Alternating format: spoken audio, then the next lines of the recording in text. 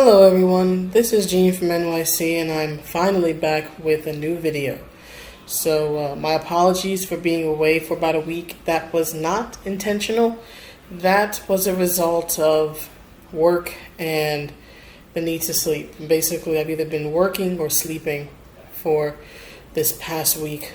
Real life be crazy, y'all. So welcome back to the video, whether this is your first video or your 100th video, whether this is your first view or your 100th view. Thank you so much for taking time out of your day, your night, your lunch break, your work day, whatever it is, to hear me out and to open your mind and your ears and hopefully your heart a little bit and your mind, of course, to hear what I have to say. So I'm going to be covering a topic that has been covered by a few channels by this point, which is Kate Mulgrew's comments about Star Trek, the original series, and in particular, Gene Roddenberry. So if you're not familiar, Kate Mulgrew did an interview with a website called Radio Times to promote a documentary that she is the narrator on called The Space Race, which, of course, is about the space race between the Soviet Union and the United States during the 1950s and 60s. So it has this space-related theme. And during the interview, right, naturally it comes to Star Trek. And Miss Mulgrew asserts that Gene Roddenberry was a misogynist and that that the original series, right, Star Trek, the original series, was incredibly misogynist. Let me read the exact section from the article itself from Radio Times. So one moment. 1 second. I'm looking for the article now. Come on, article. Come on, article. There we go. Let me look this up. So it says here in the original Radio Times article, right? So I'm going to start a little bit here because her comments are in reference to the criticism that the newest Star Trek show, Star Trek Discovery, has received. So I'm starting a little bit before she actually makes the comments about TOS. But it's to give her comments a little context. So this paragraph reads, "Meanwhile, the future of Star Trek seems secure, with a host of new streaming shows in the offering. Discovery, the most recent series, is female-led and has a diverse cast. It's divided fans, with some claiming... It has divided fans, with some claiming a misogynist edge to the vitriol. Does Mulgrew find that surprising, given the show's history of tolerance and acceptance?" And this is where Kate Mulgrew responds, saying, "I don't think you should be surprised by that," she says. "Did you watch the original series? It was extremely misogynist. That's what it was for years, and Picard," I believe in this case she means Star Trek The Next Generation, given that the Picard show isn't even out yet, so I'm assuming at this point she means TNG. "Picard followed that to a certain extent. Roddenberry himself was that way. We are simply going to have to change this sensibility, this ideology, and we are, but it's like moving granite. It takes a long time. We are not a society that has endorsed females as equal to males on television." So, I have many thoughts about this. But before I go into my criticisms of her comments on Star Trek, I wanted to just give my opinion on this article in general, which is, it is your standard run-of-the-mill, I would say just trash article, really. It's supposed to be promoting this show about the space race, right? About the 1950s competition between the U.S. and the Soviet Union, and yet, outside of a small mention, it doesn't, what's I'm looking for, doesn't address that at all. So it fails in promoting the product it's supposed to promote.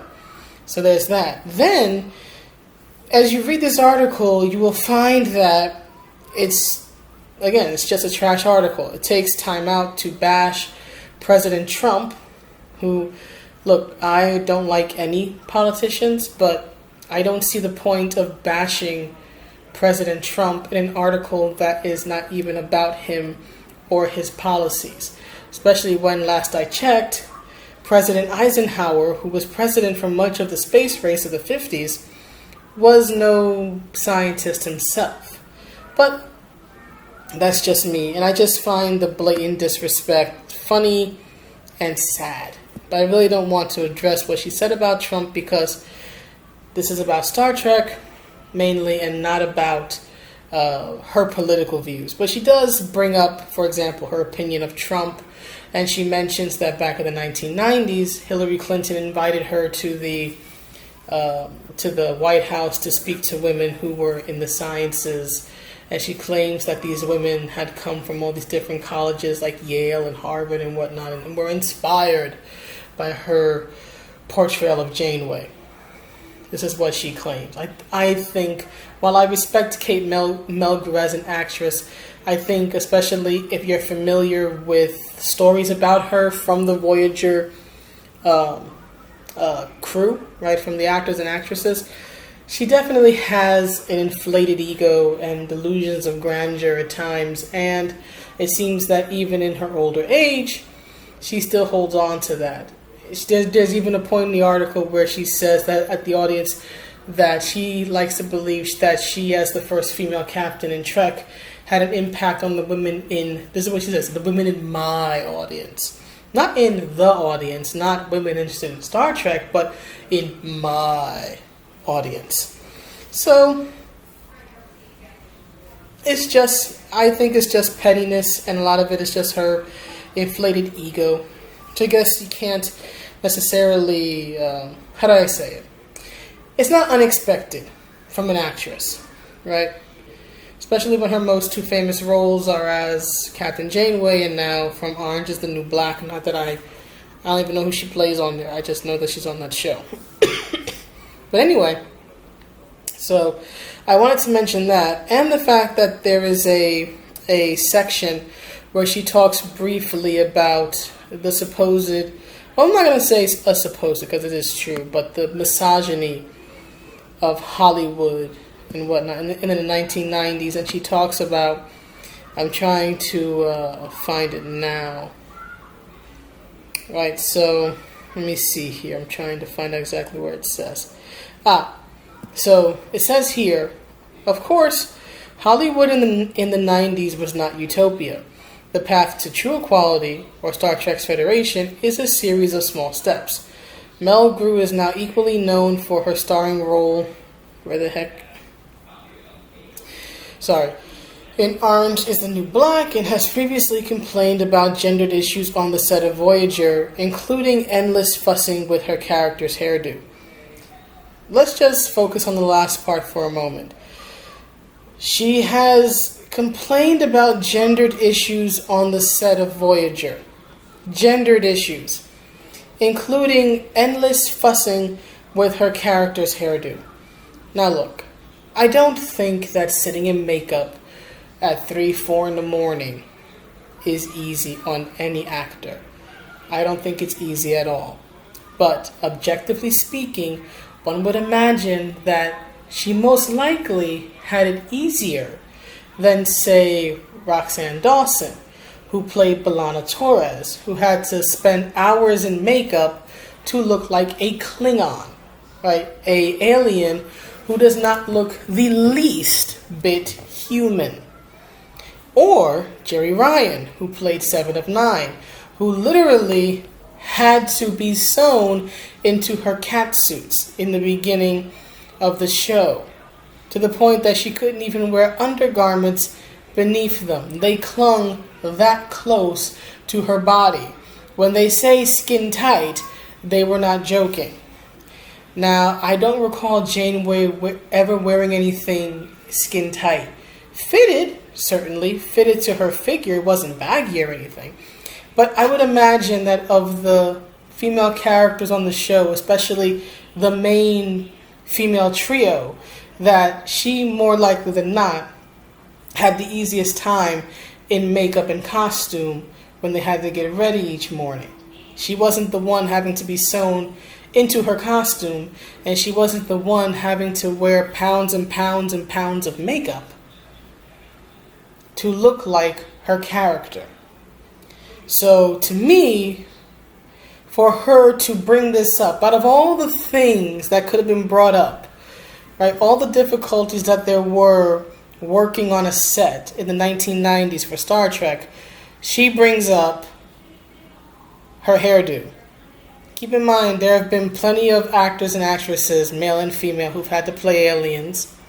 Right? Michael Dorn played Worf for years. He had to sit in makeup for years across 2 TV shows just to get ready. Just to make up his head and face. He has to wear this makeup. He has to wear the wig, because Worf typically has long hair. Think about Rene Aja. I don't know how you say his last name. I'm sorry, but the guy who played Odo on DS9. Again, the literal hours of makeup he has, that he had to spend to look like Odo, and the difficulties of wearing that. Brett Spiner playing Data. What's his name? I can't think of his name LeVar Burton, that's who I meant.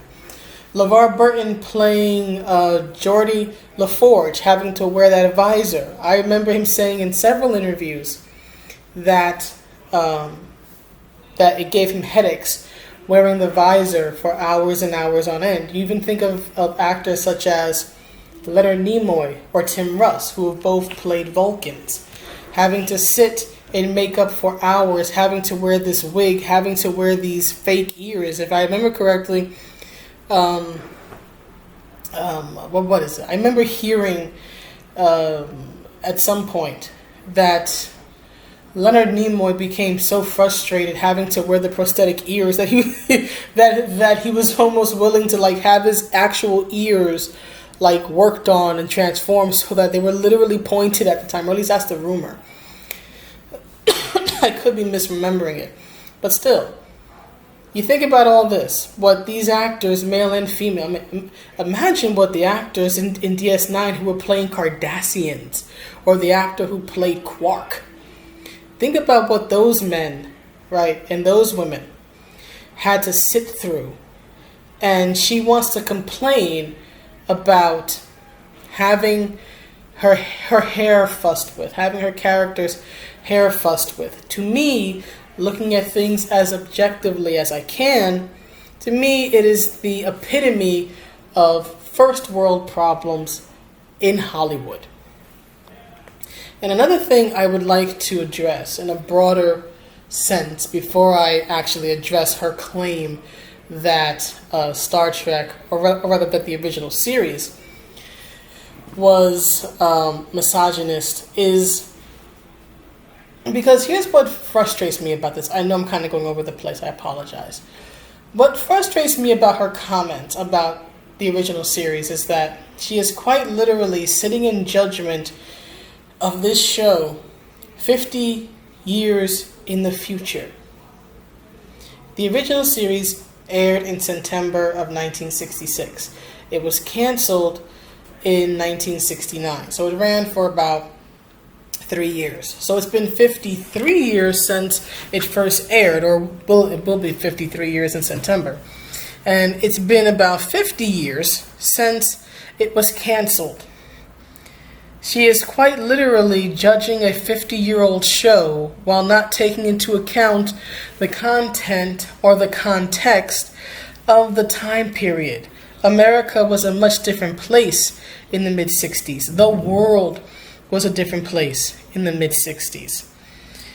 To give a broader context, because I want to give context for my viewpoints and for what I'm saying, unlike Kate Mulgrew. Let me just paint a quick picture for you of mid-60s America, at least as I understand it. I have no personal experience, being that I did not live through it, but I have family who lived through it. I've read up on things, I've heard people talk, I've seen documentaries. So just imagine this for a moment, right? It's 1966. It's 1966. The U.S. has been involved in the growing conflict in Vietnam. So you have that. So you have the U.S. Involving itself in a foreign war. So you have the war abroad, a foreign war. You have the civil rights movement, which is raging in literally down the street in some cases, right? So you have at least two wars, one at home, one abroad. Then you have the tensions of the Cold War, which for people living in the mid-60s was actually a very real fear. It may seem silly to us now because we are indeed 50-some years in the future. But back then, people in the U.S. and I think even all over the world, right, in a greater global context, did live in a real fear and uncertainty of what would happen if the U.S. and the Soviet Union, who were both superpowers and who were both capable of nuclear attack, right? Atomic bombs. We know what the U.S. did to Japan at the end of World War II. Right, so you have these two superpowers who both have nuclear weapons, who have these very tense issues with each other, right? Uneasy allies during World War II, sort of enemies but not quite at the time. You have the competition of the space race, right? You have the failure of the Bay of Pigs invasion in Cuba, right? There's this ideological war going on between the capitalist West and the U.S., and then you have the Soviets representing communism. Right, so there was this very real fear that this powder keg could explode at any moment, which for many people they were theorizing what would happen. At best, it would be mutually assured destruction. At worst, it could blow up into World War III. That was a very real fear at the time, that this could turn into another war, that it could result, again, in nuclear war, in mutually assured destruction of at least both countries, a nuclear winter, a nuclear forever. People really did live in this state of fear and uncertainty about what these two countries would do, because what happened with them would impact the whole world. And then, if these three things are not bad enough to have to be dealing with, right, as your regular American in 1966, you have the fallout from World War II. Even though the war had been over for about 20 years at that point, historically speaking, 20 years is not a long time at all. There were still a lot of things going on, a lot of changes, a lot of aftermath and impact, right? The world was still very much this very unstable, uncertain place that was actively changing. And those changes were not always peaceful, and they were not always without violence, right? So if there is one word that could summarize that time period, it's probably conflict. Right, so you have this world and you have the U.S. mired in conflict on multiple fronts. But then you have this new show called Star Trek, and it's exploring this undiscovered, unknown territory, which is the expanse of space. And who knows how far that can go. And probably in my opinion, the most influential part of it was that it featured a intergender, multinational, interracial ensemble main cast, and the characters were not caricatures. nor were they stereotypes of certain gender groups or racial groups. You had these people with these different backgrounds who had come together, who were not competing against each other. Remember, the promise of Star Trek is that in the future, a few hundred years away, humanity has figured it all out, right? We have finally attained peace, and we have become the united, a united world, not just a United States or, the United Kingdom, but a united world. And now we have, solved hunger, we've solved poverty, we basically have no serious problems, hence why we're able to come together and explore space, not to compete with one another, not to conquer planets, but actually just to explore and to expand our minds and our horizons, right? To seek out new worlds, new life, and new civilization, as the famous narration for Star Trek goes. It was a hope for the future. It was a hope that in time we could actually achieve this type of thing or something somewhat close to it. And to me, it's something that was desperately needed, not just in the US, but probably internationally too. I mean, like, if you're an international viewer and you're a big Trek fan, please let me know in the comments what it's meant to you or what it's meant to people in your country. Because being an American, that's the only perspective I have. So please let me know in the comments, what it means to you, especially if you're an international viewer. So there's all that. Then when you look at the ensemble cast, right? You have, in particular, I want to focus on three characters. You have Uhura, you have Mr. Sulu, and you have Chekhov, right? Each of these characters could have been boiled down to an offensive caricature or stereotype, and mainstream America at the time wouldn't have had an issue with it. But they weren't.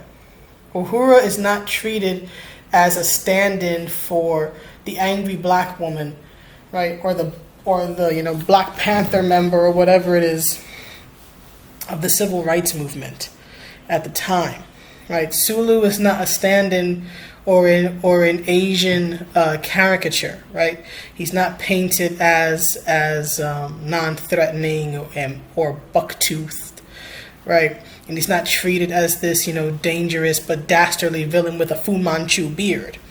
He's treated as a heroic, masculine character, a trustworthy man who happens to be Asian, in this case Japanese. That's another thing, right? There was still a lot of tensions with the Japanese community and the U.S.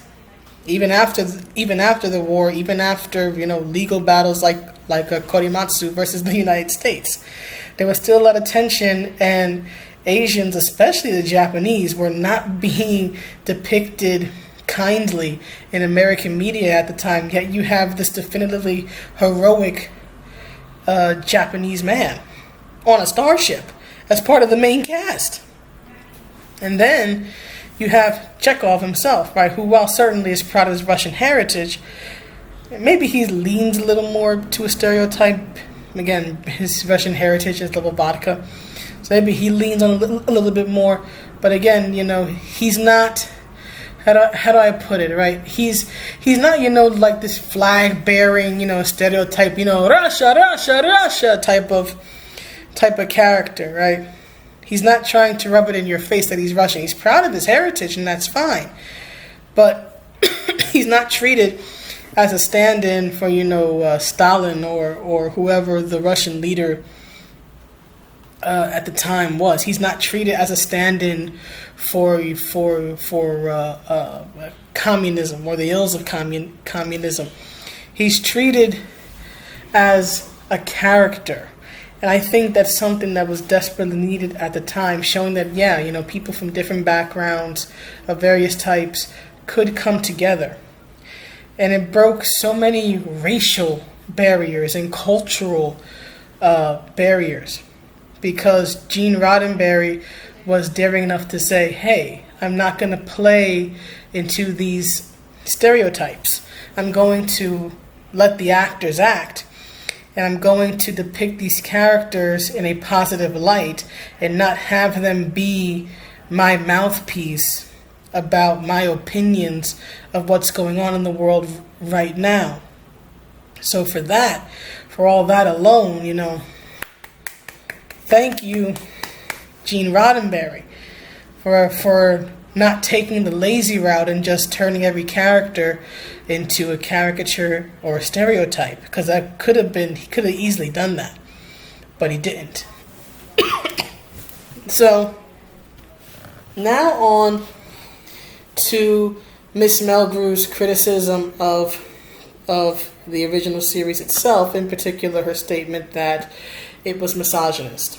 First of all, for all of her talk that the original series was misogynist, she does not give an example.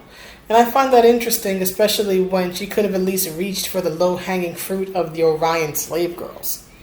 But she doesn't. She doesn't state that, or rather I should say, she doesn't give a reason as to why it was so misogynist and extremely misogynist, just that it was. She asserts this, and this is why I talk about her ego.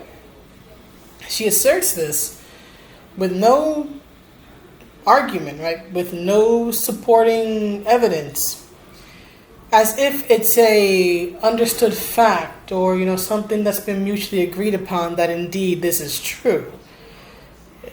Having seen, I would say, a good chunk of the original series, I can't think of an episode where there was misogyny.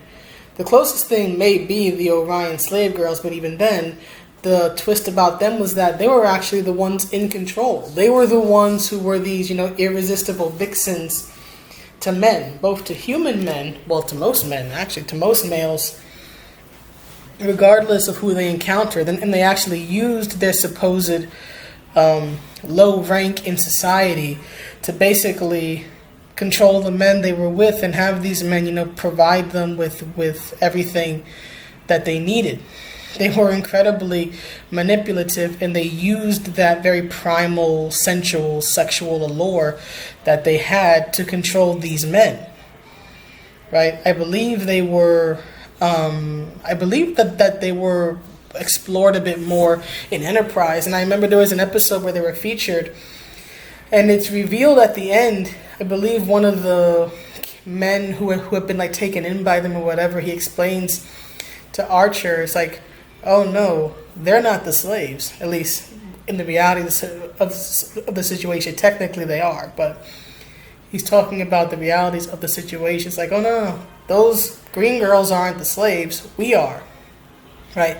They're the ones who are enslaved. They're the ones who are enslaved because the Orion slave girls use their lust and their passion against them, right? So I don't see how that's misogynist. I don't see how a woman using her femininity and her sensuality to, again, take to make a man willingly give her what she wants as misogyny.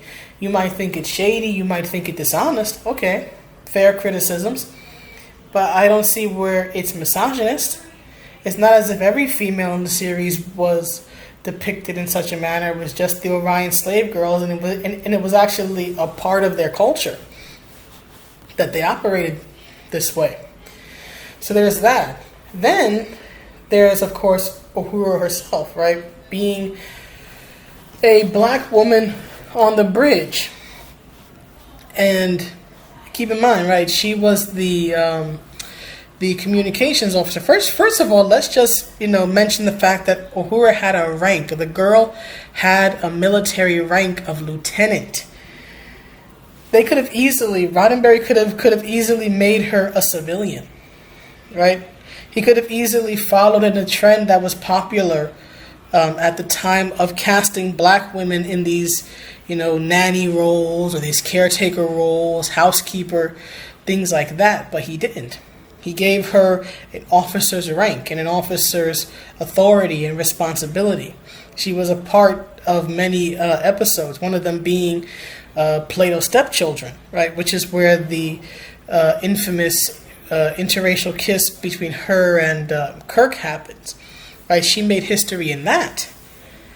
And as Whoopi Goldberg has always been fond of mentioning whenever she talks about her love of Trek, right? She has recounted that when she was a little girl, she loved Uhura because Uhura, if I remember Whoopi's story correctly, was one of, if not the first woman that Whoopi Goldberg, well, first black woman, I should say, Whoopi Goldberg saw on TV. And she said, "Look, Ma, it's a black lady on TV and she's not a maid." Right? That was, for many people, black and not, that was a revolutionary thing to see a black woman in a supporting role that wasn't about taking care of some white person. At least not overtly, right? Again, she manned communications, which is very important. That's a very important role. But again, Gene Roddenberry could have made her housekeeper, could have made her, the glorified maid, basically. Could have given her a glorified maid role, but he didn't. In fact, if I remember correctly, Nichelle Nichols' presence and the presence of Uhura was so important that when she had, I think, disputes either with Roddenberry or with her role, she was unhappy for some reason. And she was about to walk. Martin Luther King himself contacted her and talked her into staying. Talked her into staying on the show because her example, playing that character, was that important to the depiction of black females on TV at the time and to the civil rights movement. That's how important it was that a civil rights leader contacted her and asked her to stay on the show despite the problems she was experiencing at the time. That's how important she was. Both the character of Uhura and the actress herself. Because think about it. They probably just would have cast another black woman, right? You think, well, she walks. Okay, there's another hungry black actress. Let her have the role. But Nichelle Nichols being Uhura was so important that Martin Luther King himself contacted her and said, "Please don't walk away. Please don't leave. This is important for us, to see you in this role."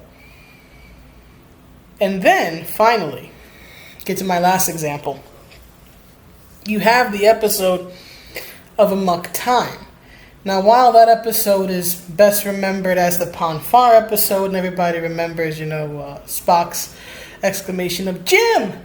when he realizes that he didn't kill Captain Kirk. If you think about it, that episode, right, the main conflict of that episode actually is introduced by a woman, right, by Spock's betrothed. Remember, he's basically in what we humans would call an arranged marriage. Just one problem. His arranged bride doesn't want to marry him. She doesn't want to be bonded to him. As she says herself, she doesn't want to be consort to a legend. There's another Vulcan that she's chosen, that she prefers, because remember, Vulcans totally don't fall in love, right? They totally don't have emotion and don't fall in love. So there's this other Vulcan that she's chosen that she wants to be with, right? That she prefers. She doesn't want to help Spock with his Pon farr, basically. She doesn't want to be his wife. So what does she do? She uses the ancient rites of her people and the tradition to basically call for a challenge, right? To demand, right, that basically someone fight for her right to not have to marry this Vulcan, right? To not have to marry Spock.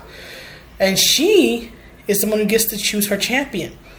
Does she choose the Vulcan that she has chosen to be her lover? No. She chooses Kirk.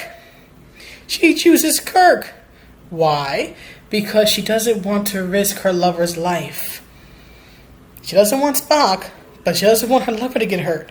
So what does she do? She's sly enough to choose the captain instead. And guess who says that this entire thing is okay, that is permissible?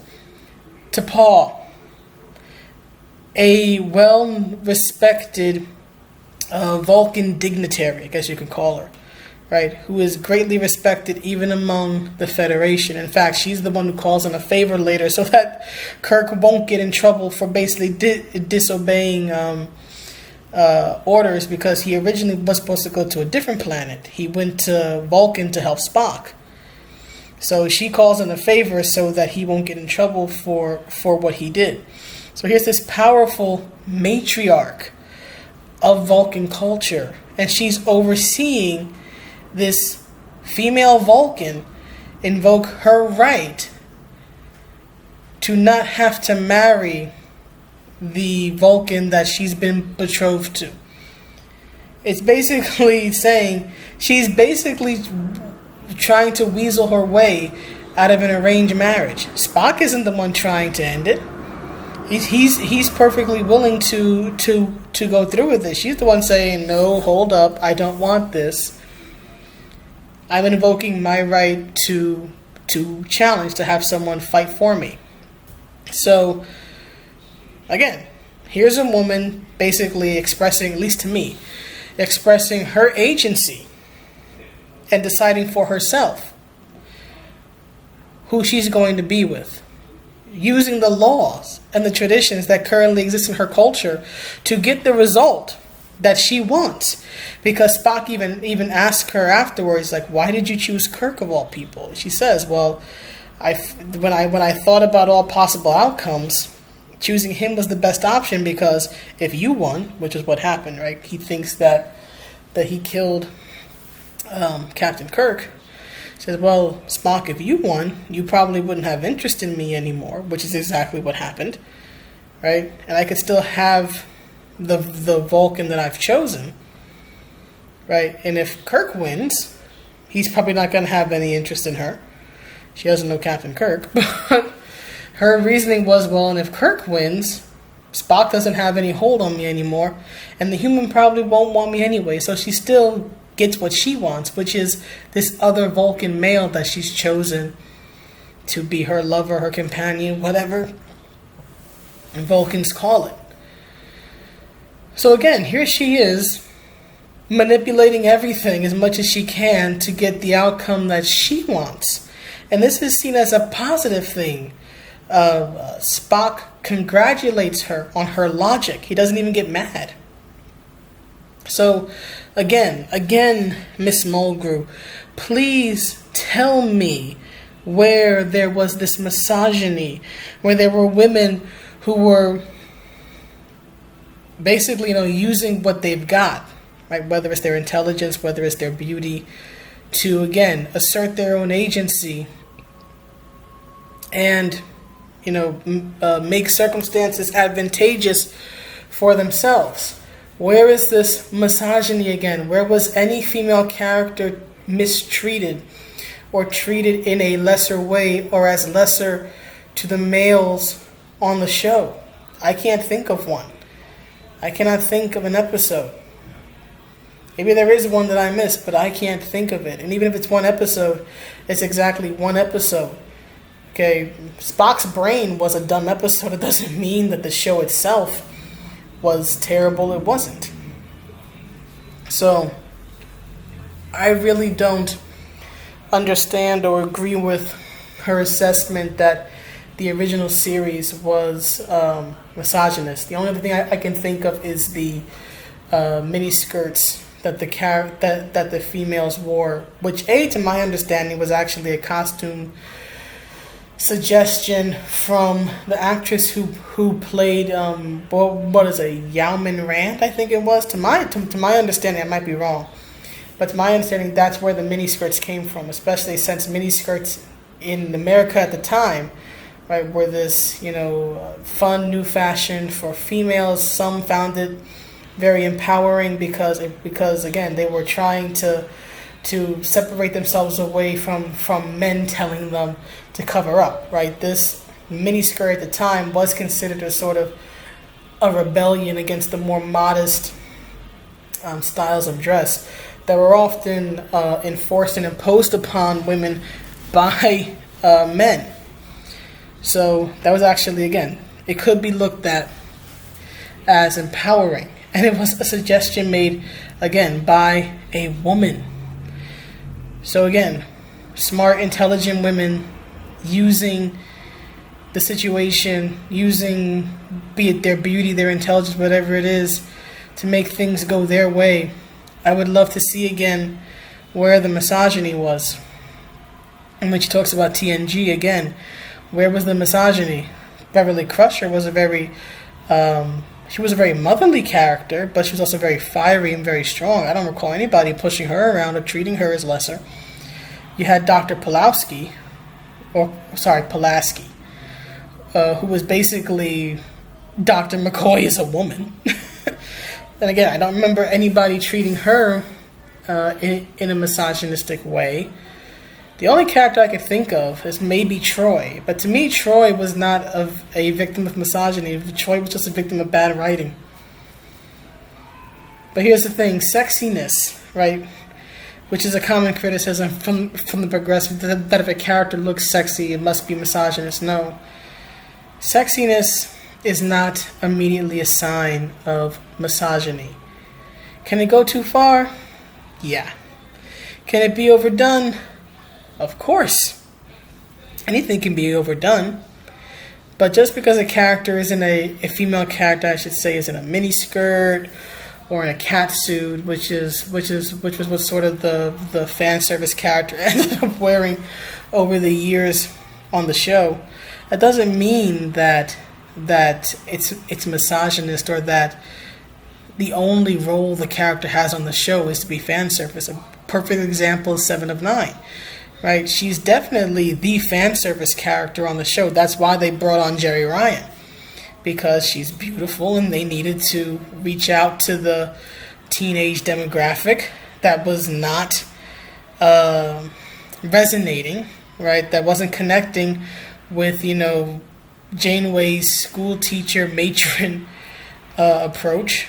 So they needed someone who would attract young male attention, and Jeri Ryan was it. She admits that she knew what she was getting into when it came to the costumes and her physical appearance. She understood that this fan service element, but she also proved to be an amazing actress. Remember, when Seven first debuted, it wasn't in the cat suit. It was actually in this very heavy, makeup, because she was a separated Borg drone.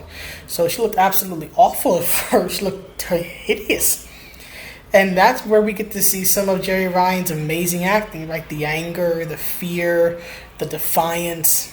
That's one of her best performances, in my opinion. Some other really good episodes where Jeri Ryan did an amazing job with the acting is one, Infinite Regress, where she plays several characters. That was an amazing episode. Another one is Perfection, I think it's called. And then there's one, I forget the name of it, but she imitates the Doctor, and she hits the Doctor's mannerisms down perfectly. She mimics him down to the movement, down to the letter. She proved throughout that show that she was more than just eye candy, and her character was always treated as more than eye candy, especially in the beginning of the show.